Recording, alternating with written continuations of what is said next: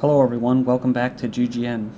Hello everyone, welcome back to GGN. This is part 2 of this news bulletin for today, Wednesday, July 25th, 2012. I'm Darko, my website is ggnonline.com, and also there is a poll on there if you'd like to vote on that. It has to do with the recent massacre and the possible passage of a UN treaty basically for firearms that is raising alarm among gun rights advocates. So you can go in there and vote on that if you'd like. Also, if you'd like to help GGN, you can donate there as well. It would definitely be appreciated. Okay, so we finished up in part 1 with this article right here from Land Destroyer from the 23rd of this month, and it was talking about how the news isn't reporting certain stories, or if they are, they're completely slanted towards the West, and they are backed by the Zionists who want to attack Iran, but they cannot do that until Syria falls, i.e. they get a change of government there in Syria. So they're going to do anything necessary, and that means false flag attacks, funding terrorist operations, assassinations, and everything else, especially media manipulation. So some of these stories that we talked about were Operation Damascus Volcano, that followed weeks of warnings of impending NATO psychological operations. The second was Dissent in the UN Security Council was not confined to only Russia and China, talking about Pakistan and South Africa. And what we finished with was what? The Arab League ultimatum that was rejected, of course, by Syria, but also Iraq. So Al-Qaeda promptly punished Iraq with a slew of killings. And yeah, this was the first one, 91 killed in Iraq's deadliest day this year, followed by another one. Slaughter in Iraq as 145 are killed and 379 more are wounded. A second day of intensified attacks that left those people dead. They said the attacks, mostly bombing, seemed to focus on security personnel in Sunni-dominated areas. Then this was followed by what? The third day. Attacks continue across Iraq, 17 killed, 60 wounded.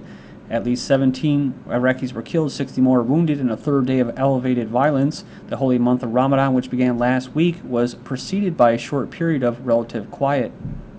And you always hear in the news about suicide bombers and screaming Ali Akbar, but many of these are remote devices. They're remotely activated bombs, such as buses and other types of things, a sticky bomb, but they're killing children. And this is quite possibly, being backed by the West for Iraq not supporting this Arab League ultimatum. So, you talk about crimes against humanity, but they will never be in an international court. Not Clinton, not any of these leaders of these countries that are promoting this. So, then we go to the Council on Foreign Relations, who is basically who these people, these representatives, go to for advice. That's right. So the author of this article is Richard Haas. He's the president of the Council on Foreign Relations. He titled this article "Syria Beyond the United Nations Veto." So there doesn't really matter, right? They're going to move on beyond that, past that. Remember what I was saying about even though Syrian leader Assad has not fallen yet or been taken down, they're going to go ahead and move forward, the Pentagon that is. The Russian and Chinese veto of the UN Security Council draft resolution that would have declared the situation in Syria a threat to international peace and security extended the United Nations diplomatic mission headed by Kofi Annan, of course, and set the stage for new sanctions and possibly UN-authorized military action. Was hardly surprising. More important, it is not all that significant. What explains the veto is not just Russia and China's opposition to the use of military force to unseat basically the Assad government, something which would have required another Security Council resolution in any event. They are also uneasy with anything that legitimizes international involvement. Well, it's like, I wonder why. International involvement in what they see as the domestic affairs of countries. Both Russia and Chinese governments fear precedents that could be turned against them. Well, yeah, they could be. By contrast, the United States and many others, i.e. Israel and the UK, believe outsiders have a responsibility to act if government mistreats their citizens. So I don't think I need to go on a limb here and say that the United States mistreats its own citizens. let alone carries out terrorist attacks against sovereign nations. But it goes on and it says, if nothing else, it's time for a moratorium on the use of the phrase international community in situations such as this one where no such consensus exists. So, see, no, people aren't on board with this. They're losing, so now they're going to play the word game. And let's not call it an international community, because you know what?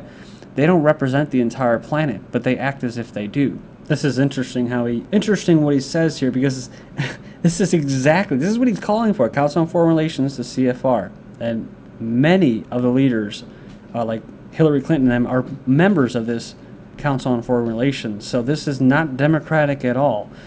And watch, all the stuff that we just covered in the media, he's calling for, right? Last, the United States and other like-minded governments should not equate the United Nations with multilateralism. Is he talking about unilateral decision-making? Nor should they see the UN as having a monopoly on legitimacy, even though they really want them to have that. Because people don't want the UN in the United States. Says, to the contrary, they should form a coalition of the willing and able, they're talking about terrorists, Al-Qaeda, composed of NATO countries, select Arab governments, i.e. Saudi Arabia, Qatar, and others that are committed to increasing sanctions against not just Syria, but other countries supporting it. They're talking about countries that do business, that have been doing business for decades with Syria, that rely on Syria, that Syria relies on them, like Turkey with water and electricity to Syria, building up the strength and political appeal of the Syrian opposition, i.e. starving people, killing innocent people, and using them as pawns in this to get the regime change is what he wants. And he admits that up top, pressing for war crime indictments against Assad and his inner circle. So, planning for strikes against the Syrian chemical munitions, which is what Israel is calling for, and preparing for a post-Assad Syria, which is what the Pentagon's doing. And then he finishes by saying that as hard as it is proving to bring about the regime's downfall, it will likely to prove far harder to manage a transition to something stable. They're talking about when they create a sectarian civil war, which is what they're doing, in order to get that regime change, and democratic, to keep it democratic, right? They're talking about turning it into a non-sovereign international corporatist state for these international corporations. It says here, strike Syria if needed. Op-ed says Israel has the right to attack Syria to prevent non-conventional arms from falling into the wrong hands. And if the above requires the use of force in sovereign Syrian territory, so be it. Israel does not have the privilege to expect and hope for the best in this case. And now we move to Turkey as part of the, or as the destabilization of Syria takes place and spills over into neighboring countries. A possible secession is looming. Kurdish refugees are crossing into the neighboring Iraq. It goes on there, it says that it's not so much a matter of choice as necessity. The rebels are overwhelmingly hostile to the Kurds, both because of Arab nationalistic rhetoric used by their leadership and because they're enjoying strong support from Turkey. And it actually goes on and it says that for Syrian Kurds caught in the middle, many are opting to flee the country into neighboring Iraq, Kurdistan, where the KNC leadership enjoys a good relationship with the Iraqi Kurdish government. So eventually, it says here, all this is establishing de facto Kurdish-run territories, but may eventually set the stage for a full-scale secession and the creation of a Kurdish state. Then we have Iraq to set up camps for Syrian refugees. Iraq will set up camps at two of its 3 border crossings with Syria to provide support for Syrian refugees fleeing the conflict in their homeland, a government spokesman said on Tuesday. And not all is well at the little refugee camp or FEMA camp in Turkey. It says 8 injured in riot at Syrian refugee camp in southeastern Turkey. 8 people were injured during a riot in the camp that saw the lowering of the Turkish flag on Sunday after a group of 1,500 ethnic Turkmen refugees from Syria were added to the camp despite its poor condition, including food and water shortages. And among these Syrian refugees, I was just looking for the article now, or articles, and I couldn't find any of them, but I remember them being painted all over the mainstream media about the rebels actually going here, regrouping and stuff, and resting, and then going back. So, and switching gears to Iran, Barak of Israel says nuclear Iran is more dangerous than strike. Dealing with a nuclear Islamic Republic could be substantially more dangerous, saying that sanctions and diplomacy is not enough. So the defense minister has alluded yet again on Wednesday to a possible strike on Iran's nuclear facilities, suggesting that the military option could be preferable to a nuclear-armed Islamic Republic. Then they go on to say large weapon caches in the region could fall into the wrong hands. So this is just like the chemical weapons, WMDs, in Syria. So let's go ahead and strike them because they get in the wrong hands, i.e. Hezbollah. And let's go ahead and strike Iran as well. Meanwhile, Netanyahu hinted that alterations to Israel's defense budget could be imminent in the light of escalating violence in Syria. Extra Saudi forces are being deployed with Iran in mind. They've deployed more troops in the oil-rich eastern province and canceled some military leave amid worries of fresh unrest stoked by Iran. Saudi and U.S. sources say this limited mobilization reflects worries about possible military conflict with Iran, the war of secession in Syria, and Sunni-Shiite tensions in neighboring Bahrain. And some of you have probably already heard this, but Iran pledges to deploy warships in the Atlantic, and the Russians as well, Russian warships to exercise in the Atlantic. This is from July 11th. In Mediterranean, the Russian Defense Ministry announced forthcoming fleet combat training missions in Atlantic, Mediterranean, and Black Sea. Lebanon's ready to remove obstacles for relations with Iran. Lebanese president has lauded Iran's efforts to strengthen bilateral cooperation, saying Beirut is ready to remove obstacles in the way of the expansion of relations with Tehran. In his message, Ahmadinejad said the victory, which led to humiliating defeat of the Israeli regime and its regional stooges, will, quote, be undoubtedly an unforgettable memory, end quote, of the Lebanese people's resistance. Israel unleashed the all-out offensive on Lebanon 6 years ago, under the pretext of releasing Israeli soldiers allegedly captured by the Lebanese resistant movement Hezbollah in the southern border region of the country. The invasion claimed the lives of nearly 1,200 Lebanese people, most of them civilians. Israel's implosion is imminent, says an Iranian lawmaker. He says the rampant domestic injustices in Israel have rendered the recent self-immolations inevitable, and the regime's implosion is imminent.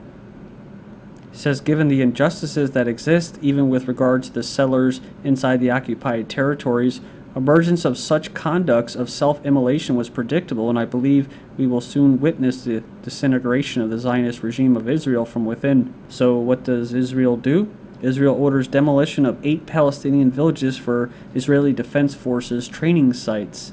They've ordered 8 of these villages in the West Bank to be razed, claiming the land is needed for military training. Hundreds of Palestinians are also to be displaced despite evidence that the village has existed since 1830. I've noticed in news recently they've been having electrical problems with energy, not enough. Also about raising taxes, and then we just talked about them altering their defense budget. So this is the story. 2 southern residents attempt self-immolation. So 2 more Israelis attempted to basically burn themselves to death late Sunday night, and on Monday the 6th and 7th attempts in just over a week. So these self-immolations are usually, the purpose is to gain attention, usually global attention, to some kind of crisis, internal crisis. So what happened? The man was brought to an area hospital for psychological evaluation. One of them included a 50-year-old disabled IDF veteran. Arab nations debate whether to compete against Israel 8 years after the Iranian world judo champion forewent the medal to avoid meeting Israel on the map. It says here Egypt and Algeria are preparing for possibility that the lottery could place their athletes against Israeli competitors. So they're wondering if they should stand on the podium and salute the Israeli flag. Israel says they're underwhelmed, not overwhelmed, underwhelmed by surprise Munich memorial. Families say the unannounced minute of silence in London was a PR stunt aimed at deflecting criticism against the IOC. Remember, Obama was basically talking about a minute of silence. This is what they're talking about. It was actually rejected. Israeli officials had said that they wanted the event marked not at some side ceremony, but rather the opening ceremony attended by tens of thousands of people. And following the German court ruling, 2 Swiss hospitals announced they will refrain from performing circumcisions, along with Austria as well. Then Perez, the Israeli president, signs credentials for the first African-born Israeli Ethiopian envoy. You probably remember this news. CIA is taking over as Ethiopian regime crumbles. This is the same country that's launching these drone operations over Somalia that the UN says poses a danger to air traffic. And remember an Arab Spring scenario in Central Asia, 42 were killed in Tajikistan. And US will leave Afghans better than the Soviet Union.